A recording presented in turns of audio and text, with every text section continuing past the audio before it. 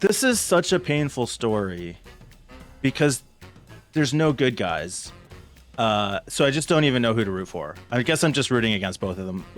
Peter's going to tell us about a fun meta story having to do with Russia on today's Not So Critical Update.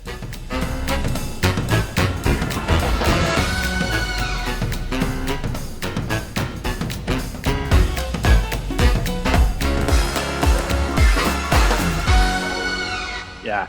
Russia labels Meta an extremist organization and bans Instagram. After having already banned Facebook and what's the other one? Twitter. I think it was Twitter. I don't know. So yeah, I don't know who to root for in this. I mean, it feels kind of, first of all, it feels obvious. I should be rooting against Russia, but then I don't want to root for Meta either. So I kind of hope, I don't know. I'm absolutely torn. To make you feel better, Peter. No mention of WhatsApp, by the way, but go on. Of course. To make you feel better, Instagram and Facebook they're losing a lot of money from pulling out of Russia. Excellent. Also, to make you feel even better and to shit on Russia even more, Mark already decided to pull out. So them banning, it's the funniest thing on earth because Sour it's grapes. like, yeah, exactly. You're not making wine here. Yeah, Putin. yeah. It's like it's not. You don't get to. This isn't a win for you. You know, as hard as you want to keep painting this picture, like left and right, they just left the European Council, even though they were going to get voted out. So they resigned. They left. So it was their choice. It's like a bad breakup. It's like quitting when you're getting fired. It's like you are the worst. You just don't have any tact whatsoever. You're the worst type of leader. You're the worst type of fucking military. Like, I will keep going on and on. But obviously, in a very rare scenario here, of course, I'm rooting for Facebook and Instagram. There's no. Because ultimately, it is the lesser of. There's so much lesser of two evils. It's bad where one for the people to not have access to any social media, right? This is the only thing they could have information to, even if that sucks and it's shitty Facebook social media.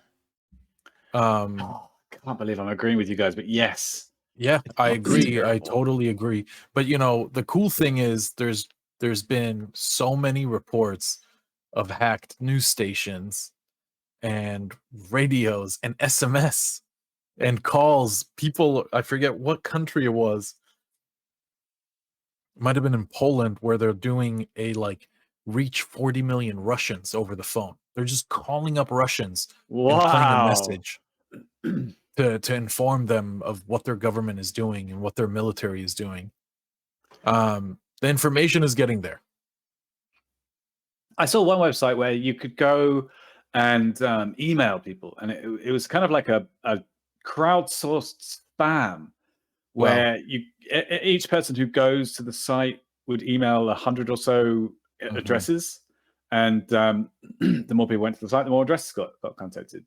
Get back to the article quickly. There was one thing that did kind of make my stomach turn a little bit, which was, again, I don't want to be in any way against Ukraine, but this was its Vice Prime Minister and Minister for Digital Transformation, Mikhailo Fedorov, thanked Facebook for its stance. It said, tweet, dear Nick Clegg.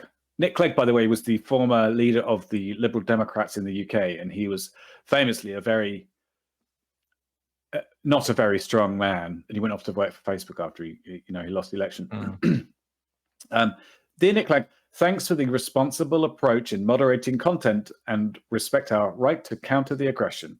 We use now the social media platforms to share what's happening here, to look for help, and to offer a helping hand each other. At Meta serves the light side. And that is just... That's what Facebook is known for, bringing people together in helpful and useful ways for the greater good, obviously. That is sort of what is happening in a way, and I don't like it. I mean, I don't know.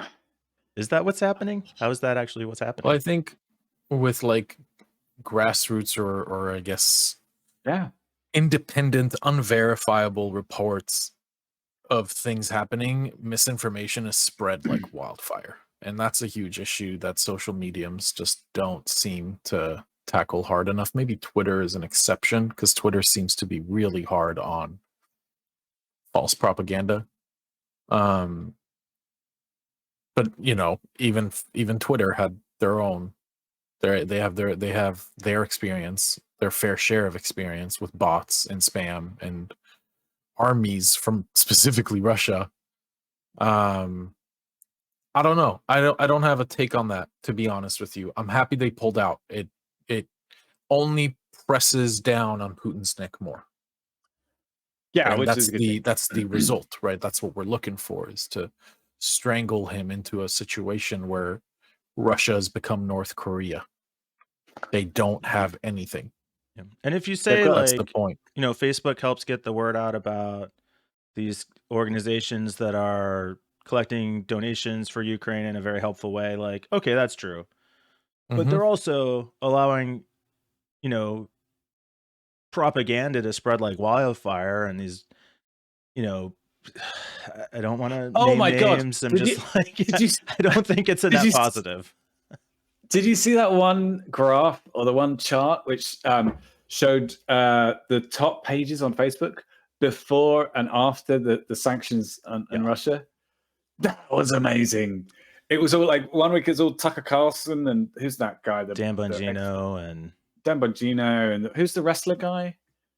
Shapiro. wrestler. Someone. Joe Ben Shapiro. Rogan. He's a wrestler. Joe Rogan. That's it. Joe Yeah, Rogan. yeah. Sorry, Joe Rogan.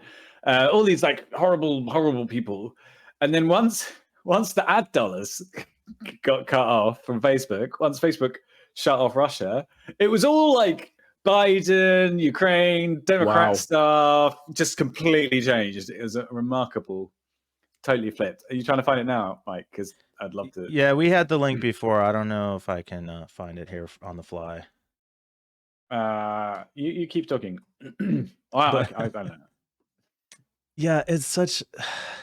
And when I shared this similar article earlier in the week and said, you're not going to goad me into supporting Facebook.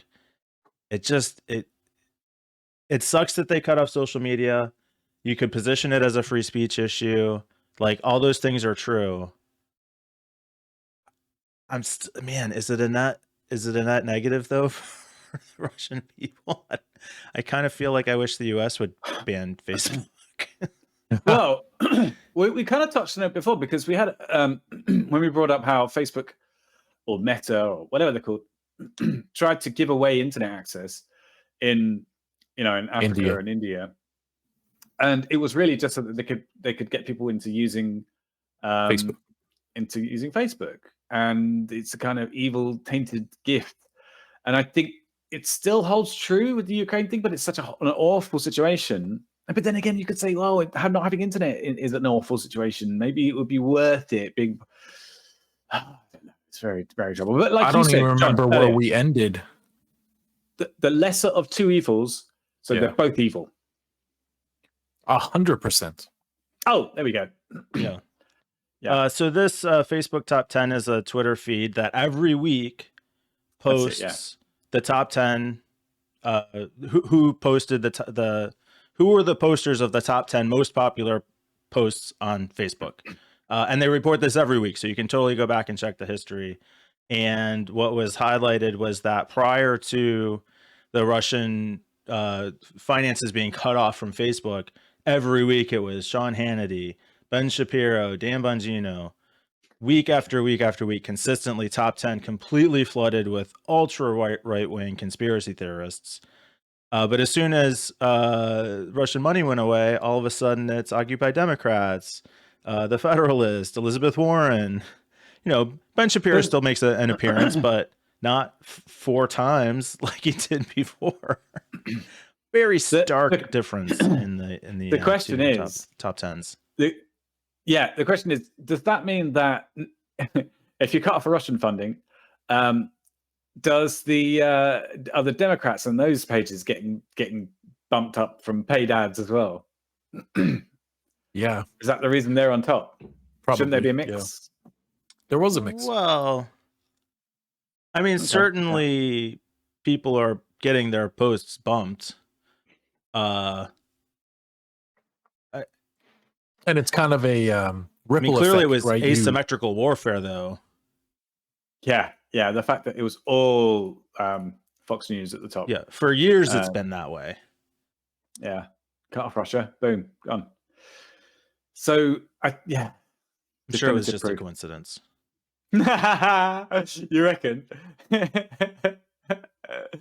Well, we should. Mark is still honest what he said to Congress. They sell ads, They you sell know, to the ads. highest bidder. Doesn't really fucking Whoever matter it who is. they are. Yeah. There was another story though that we didn't talk about recently, where for a long time Ben Shapiro had been accused of illegally promoting content in conjunction with another page, not illegally, but like against Facebook's terms of service. And I think Facebook recently acknowledged it, but I don't know if they did anything to stop it. So Tell me something. Who is Dan Bongino? Yeah, no idea. No idea. right-wing nut job. Okay, so there's someone I follow on Twitter, and I can't remember how I even started following her. Her Twitter handle is Nandoodles. She's Nandoodles. Her name is Nandini Jami. And she started this thing called Check My Ads. And for a while, she worked with her friend and colleague. She did this thing called Sleeping Giants. And basically what they've done is they've called out, they've gone and looked at each ad network's terms of service and their policies, their content policies.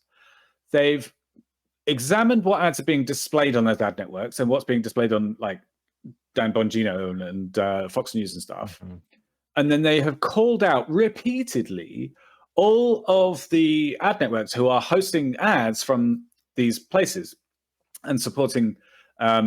So she keeps on tweeting stuff like, "Hey, at Pubmatic, are you still supporting Dan Bongino, who is?" And then posts screenshots of his content which violates their terms of service. And she just keeps hammering at them, and one by one they've been dropping off. Wow. And it's like just persistent and just keep like hammering at it, and has made a massive difference. It's really remarkable. Very, very cool. Yeah, that is. This is what you can do with a really tiny budget. They've got no money, no budget. So yeah, the Check My Ads thing that they've started recently is making it more official and more of a kind of like a non-profit, I think, or something like that. It's really very cool. But anyway, Dan Bongino. Here's the thing. The other thing that the reason I asked about Dan Bongino is because he keeps on. He's one of their major targets at the moment, and followers of Dan Bongino, she posts screenshots of the messages that she gets sent, and it's just horrible. The stuff like, "You fucking bitch, oh my god, you're a complete slut, you're a Jewish whore," or, you know, all this really like nasty stuff. And it's from people who are just can't accept the fact that this guy is, you know, an extremist, I guess. Wow. I did have somebody comment recently about our political talk on the show, and I said, well, we try to keep things nonpartisan, and I was told we failed. I said, well, Peter and John try to keep things nonpartisan. Yeah, not anymore. Try to keep politics out. That's for the not so political update. Right. That's the official position. On Wednesdays. But I'm still me. Yeah. So whatever. Right. Mike just lets it slip every once in a while. Yeah. We go away for 3 days, and what happens? It turns into a political nightmare on this show. Yeah. Mikey, if you're watching, I just don't let it happen, mate. If we have to step in again, you've got to keep a firm hold on Mike. That's what I'm telling you. You're gonna. I was on my best behavior when he was here. You were very good. Well done, Dad. Oh. All right. Podcast Dad.